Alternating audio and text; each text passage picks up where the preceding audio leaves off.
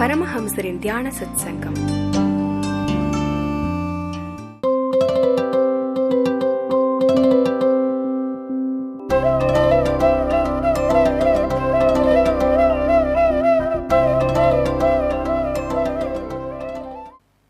அகவிழிப்புணர்வு. ஆழமாக புரிந்து கொள்ளுங்கள். எந்த ஒரு கருத்தும் மூளையிலேயே நிற்கும் பொழுது தத்துவமாகத்தான் இருக்கும். வாழ்க்கையாக மாறும் பொழுதுதான் அது சத்தியமாக, நிதர்சனமாக, உண்மையாக மாறுகின்றது. வாழ்க்கையாக, வாழுகின்ற வாழ்க்கையாக, உங்கள் எலும்பு சதைக்குள் ஓடுகின்ற இரத்தமாக, மஜ்ஜையாக இந்த கருத்துக்களை மாற்றுவதற்குத்தான், இந்த தத்துவங்களை மாற்றுவதற்குத்தான், இந்த சத்தியங்களை மாற்றுவதற்குத்தான் இந்த 21 நாட்கள் நிகழ்ச்சியும். இந்த நிகழ்ச்சியை அறிமுகம் செய்வது அப்படிங்கிறதே சாத்தியமில்லை. காரணம் என்னன்னா,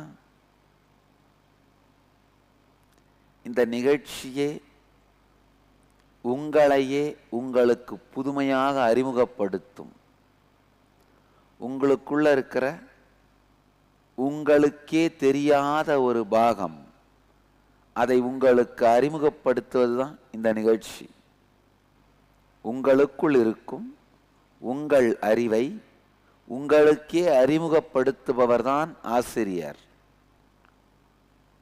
உங்களுக்குள் இருக்கும் உங்களுடைய இதயத்தை, அன்பை உங்களுக்கு அறிமுகப்படுத்தி வைப்பவர்தான் வாழ்க்கையில் உங்களுடைய துணை.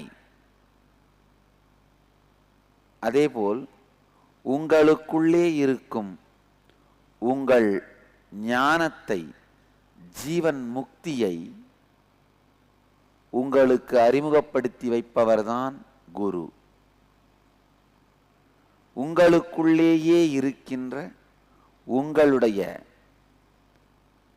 ஞானம் அப்படிங்கிற பரிமாணத்தை உங்களுக்கே அறிமுகப்படுத்துவதுதான் குருவினுடைய வேலை. உங்களுக்குள்ளேயே இருக்கின்ற ஆழமான உங்களுடைய பரிமாணங்களையே உங்களுக்கு அறிமுகப்படுத்தப் போகின்றேன். முதல்ல நீங்க கேட்க வேண்டிய சத்தியம், கேளுங்கள். லிசனிங், கேட்பது. கேட்கும் பொழுதுதான் வாழ்க்கை உங்களுக்கு துவங்குகிறது. கேட்கும் பொழுதுதான் வாழ்க்கையோடு நீங்கள் உறவு கொள்ளத் தொடங்குகிறீர்கள். வாழ்க்கையில எந்த பரிணாமமாக இருந்தாலும் சரி, ஆழ்ந்து கேட்டீர்களானா மறக்கவே முடியாது, மறக்கவே மாட்டீங்க. கேட்பதில்தான் ஆன்மீகம் ஆரம்பிக்கின்றது. அடுத்த 21 நாட்களும் ஞான அமிர்த கடல்ல முழுக போறீங்க. இது அமிர்த கடல் தான், ஞான கடல். உள்ளும் புறமும் பல்வேறு கோணங்களிலிருந்து ஞானம் மலர்வதற்கான பல்வேறு சத்தியங்கள், கருத்துக்கள் உங்களை நோக்கி வந்து கொண்டே இருக்கப் போகின்றது. இந்த சத்தியங்கள் உங்களை மலர வைக்க வேண்டுமென்றால் அடிப்படையாக நீங்கள் செய்ய வேண்டியது என்ன? கேட்டல். ஆழ்ந்து கேளுங்கள். நீங்க மட்டும் இல்லை, நானுமே இந்த மொத்த நிகழ்ச்சியும் கேட்க போறேன். ஏன்னா முதல் முறையாக இந்த தத்துவங்களையும் சத்தியங்களையும் தமிழ்ல சொல்ல போறேன். அதனால நானுமே கேட்க போறேன். சாமி இன்னொரு உறுதிமொழி எடுத்திருக்கேன். பேச்சு தமிழில் பேசுவதில்லை, கொலான தமிழை பேச போறதில்லை. எளிய ஆனால் தூய இலக்கிய தமிழிலேயே அத்தனை சத்தியங்களையும் சொல்ல போறேன். கேளுங்கள். கேட்கும் பொழுதுதான் சம்ஸ்கிருதத்தில் சொல்வோம் சிரவணம்னு சொல்வோம். அவேர்னஸோட கேட்கிறது நமக்கு ரெகுலரான ஒரு நடைமுறை பழக்கம். என்னன்னா, எங்க போய் உட்கார்ந்தாலும் உடம்ப உட்கார வைத்த உடனே மனசு எங்கேயாவது போயிடும். நாமளே ஆக்சுவலா ஒரு 5 நிமிஷம் கழிச்சு ஆஃப் பண்ணிடுவோம். அதை திங்க் பண்ண ஆரம்பிக்கலாம்ப்பா. நமக்கே ஓ அடுத்து எத்தனை மணி நேரம் பேசுவாரு, சரி விடு பரவாயில்ல. பையனுக்கு பொண்ணு பார்க்கறத பத்தி யோசிச்சுட்டு இருக்கலாம். உடம்ப எடுத்துட்டு வந்து உட்கார வச்சு பேலன்ஸ் பண்ணி கிளாஸ் ஆரம்பிச்சு முடிச்ச உடனே மனசு என்ன பண்ணுது?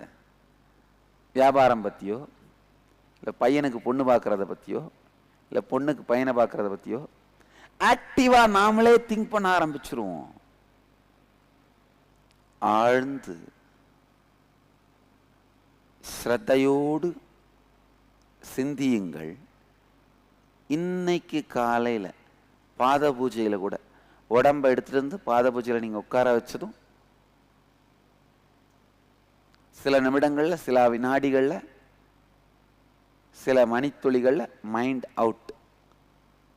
அப்புறமா கொஞ்ச நேரம் கழிச்சு தான் ஓ பாத பூஜை வந்திருக்குமா, இந்த அவேர்னஸுக்கு வர்றது. அங்க என்ன நடக்குதுன்னு கேட்பதில்லை, கேட்கவில்லை. எந்த அளவுக்கு கேளாமை அப்படிங்கிறது நம்முடைய மனப்பழக்கமா இருக்குன்னு புரிஞ்சுக்கோங்க. இந்த கேளாமை இருக்குமானால் 21 நாள் இல்ல, 21 வருடம் நான் பேசினாலும் உபயோகம் இல்லை. உண்மைதானே? 21 வருடம் நான் பேசினாலும் உபயோகம் இல்லை. அமுத கடல்ல குதிச்சிடுறீங்க, ஆனா தவறி கூட வாய்க்குள்ள கொஞ்சம் போயிடாம கவர் வச்சு மூடி பிளாஸ்டிக் உர போட்டுக்கிட்டு ஒரு டியூபை போட்டு வெளியில விட்டு சாக்கடை தண்ணி அதுல ஊத்த சொல்லி குடிச்சு வாழ்ந்துட்டு இருக்கிறது. அப்படித்தான் வாழ்வீங்க. புரியுதா நான் என்ன சொல்றேன்னு? அதாவது உட்காந்து வேற எதையாவது யோசிச்சுட்டு இருக்கீங்களே, அதுதான் மூக்கிலையும் வாயிலையும் நீங்க டியூப் போட்டு வெளியில விட்டு அதை எடுத்துட்டு போய் உங்க ஊர்ல விட்டுருவீங்க. உங்க ஊர்ல இருக்கிற பிரச்சனை, சங்கடம், அதை பத்தியே யோசிச்சுட்டு இருக்கீங்க பாத்தீங்களா? அதுதான் அதுல வர்ற சாக்கடை நீர். அதை குடிச்சிட்டே வாழறது. உடம்பு என்ன அமுத கடலுக்குள்ளதான் இருக்கும். ஆனா அமிர்தம் ஒரு துளி கூட எந்த ஓட்ட வழியும் உள்ள போகாம பார்த்துக்கிறது. கேளாமை இருக்கும் வரை 21 நாட்கள் அல்ல, 21 ஆண்டுகள் நான் பேசினாலும் அது உங்கள் வாழ்க்கைக்குள் மலராது. முதலில் நீங்கள் எடுக்க வேண்டிய சங்கல்பம் கேட்டல், ஸ்ரவணம். அந்த கேட்டல் நடந்தாலே தூக்கமும் இருக்காது, மயக்கமும் இருக்காது. தூக்கம் அப்படிங்கிறது உணர்வை விட்டு மனம் பிசகுதல், மயக்கம் அப்படிங்கிறது உணர்வை விட்டு பிசகாதிருந்தாலும் கேளாது வேறு ஏதோ ஒன்றை சிந்தித்தல். தூங்கனா தெரிஞ்சு போயிருங்கிறதுனால தூங்க மாட்டீங்க பல பேர், ஆனா மயக்கத்தில் இருப்பீங்க. தூக்கம் வேறு, மயக்கம் வேறு. தூக்கம் என்பது உணர்வு நிலை பிசகி கேளாதிருத்தல். மயக்கம் என்பது உணர்வு நிலை பிசகாது கேளாது இருத்தல். தூக்கமும் மயக்கமும் கேட்டால் வராது. சிரவணம், கேட்டல். வாழ்க்கை கேட்டலில்தான் துவங்குகிறது. வாழ்க்கை கெட்ட வாழ்க்கையா இருந்தா கெட்ட கேட்டல் நடந்திருக்கும். தவறான கேட்டல், அப்ப வாழ்க்கை தவறான வாழ்க்கையா இருக்கும். சரியான கேட்டல் நடக்கும் பொழுது சரியான வாழ்க்கை வளரத் துவங்கும். வாழ்க்கை கேட்டலில்தான் துவங்குகிறது. கேட்டல் உங்களுடைய தாய்மொழியிலேயே இப்ப நடக்குது. என்னதான் இருந்தாலும் தாய்மொழியில் இருக்கும் பொழுது மயங்காது கேட்பது சாத்தியம். நான் இங்கிலீஷ்ல பேசி இன்னொருத்தர் தமிழை டிரான்ஸ்லேட் பண்ணாங்கன்னா அந்த ஹெட்போன்ல கொஞ்ச நேரத்தில் என்ன ஆவீங்க?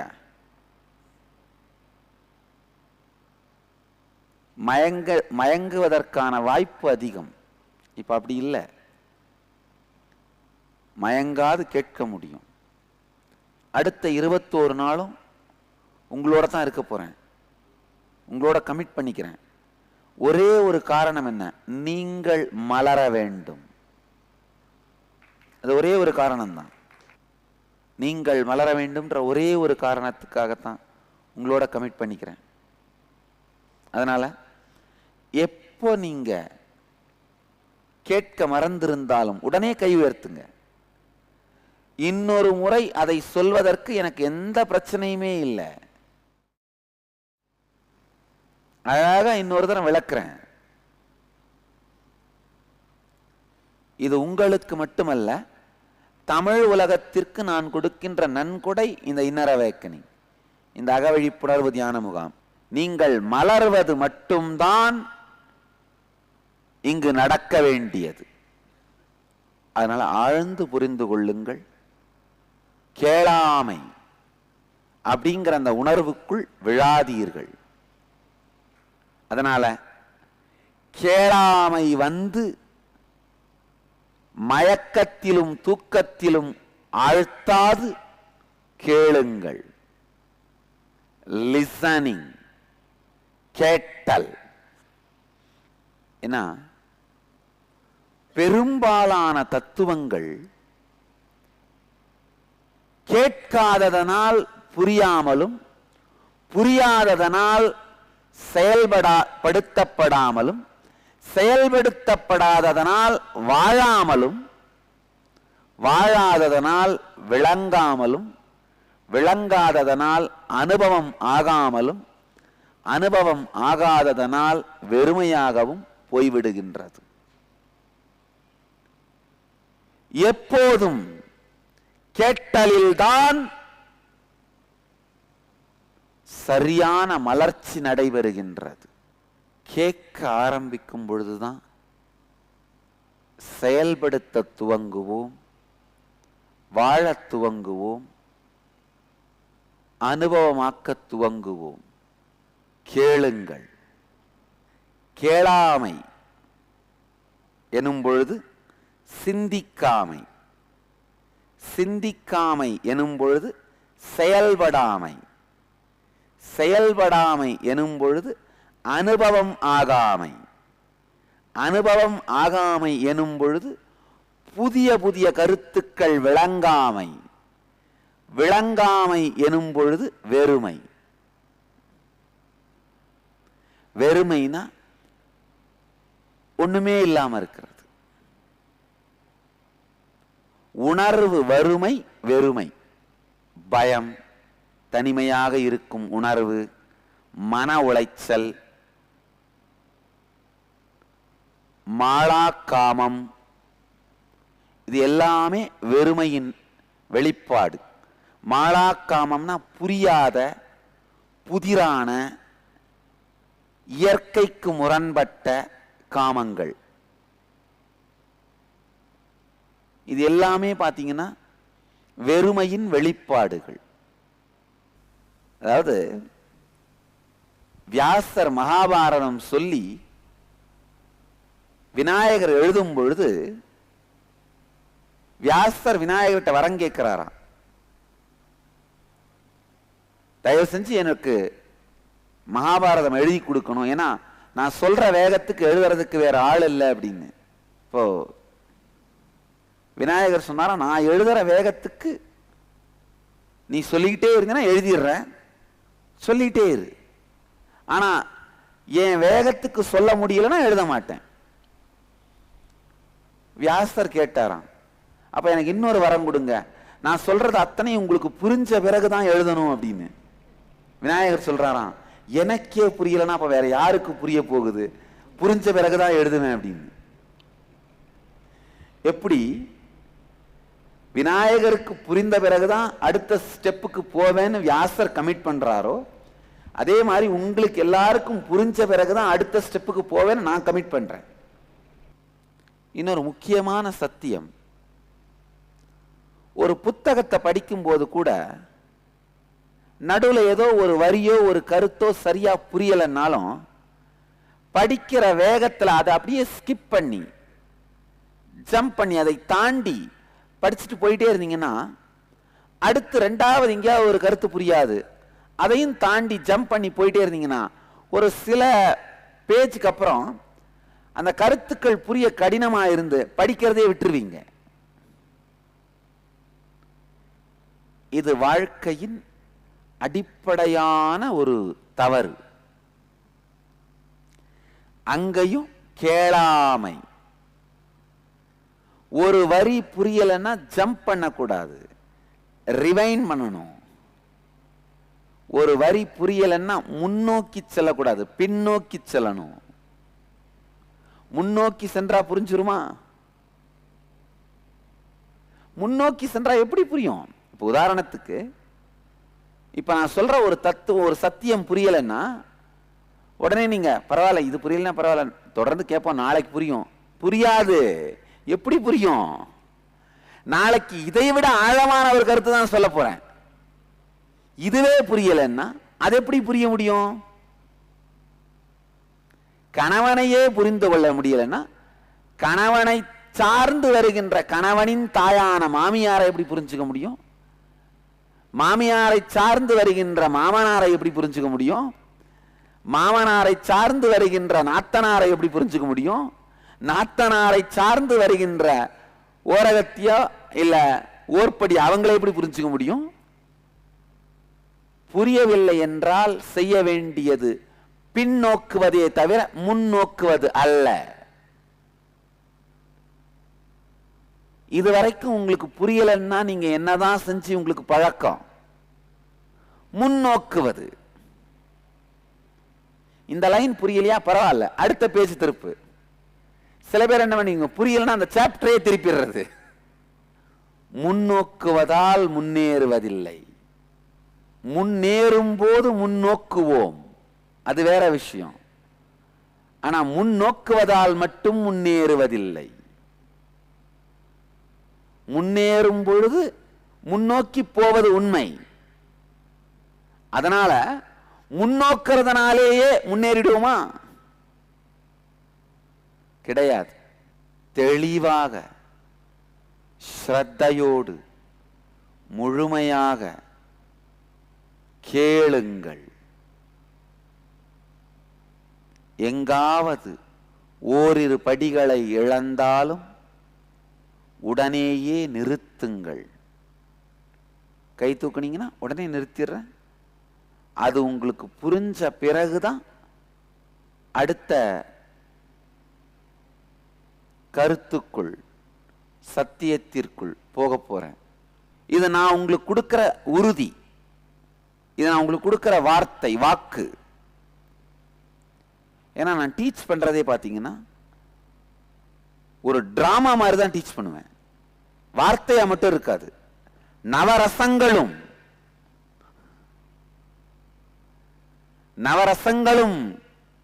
கலந்துதான் டீச் பண்ணுவேன். அதனால கேட்காம இருக்கிறது தான் கஷ்டங்கய்யா. கேட்டல் வாழ்க்கையின் ஸ்ரத்தை, கேட்டல் வாழ்க்கையின் முறை. கேட்கும் பொழுதுதான் வாழ்க்கை துவங்குகிறது. கேட்கும் பொழுதுதான் வாழ்க்கை மலருகின்றது. கேட்கும் பொழுதுதான் வாழ்க்கையே ஆரம்பிக்கின்றது. ரமண மகர்ஷி ரொம்ப அழகா சொல்வாரு, உன்முக உலக்கையால் ஓயாது இடித்து. இந்த அப்பளப்பாட்டுன்னு ஒன்று பாடுறாரு.